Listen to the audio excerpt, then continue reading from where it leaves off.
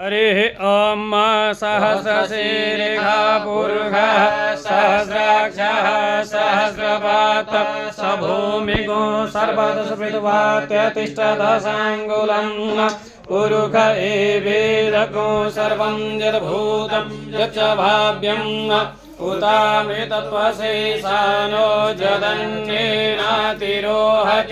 एतावानस्य महिमातो जायां सपूरुकः पादस्य विश्वाभूतानि त्रिपादस्यामृतं दिवि त्रिपादोर्ध उदैर्पुरुषः पादोस्येह भवत्पुनः ततो विक्वं विक्रामशासनानशने अभि ततो विराडजायत विराजो अधिपूरुकः सजातो अतिरिच्यत पश्चात् भूमिमतो पुरः तस्मादन्या सर्वभूताः संभृतं बृहदाज्यम्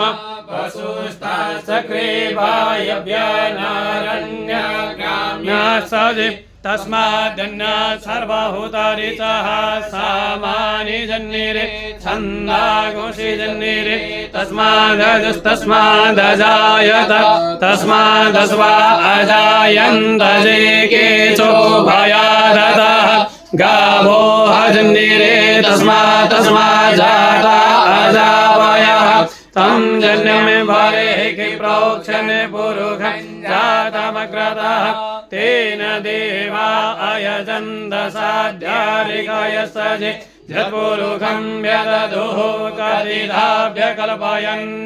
मुखं किमस्यासीत् किं बाहु किमोरुपादा उच्यते ब्राह्मणोऽस्य मुखमासीत् बाहुराजन्यः कृतः पूरो तदस्य यद्वैश्यः पद्भ्याङ्गुशूद्रो अजायत चन्द्रमा मनसो जातचक्षुः सूर्यो अजायत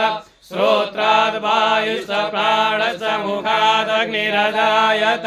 नाभ्या आसीदन्तरिक्षगुंशिशोर्द्योः समवर्तत पद्भ्यां भूमिर्दिशः श्रोत्रात् तथा लोकान् अकल्पयन् यत्पुरुषेण हविषा देवा जन्यमतन्वत वसन्तोषासीदाज्यं ग्रीक्मैद्मः शरद्दविः सप्ताशासन परिधाय स्त्रीः सप्तसमिधाः कृताः देवाजध्यनन् तन्वाना अबध्नन् पुरुषं पशुं जन्येन जन्यमयजन्त देवास्तानि धर्माणि प्रथमन्यासन् ते हनागं महिमानः सचन्द्र पूर्वे साध्याः सन्ति देवाः। ॐ लक्ष्मीनारायणाभ्यां नमः।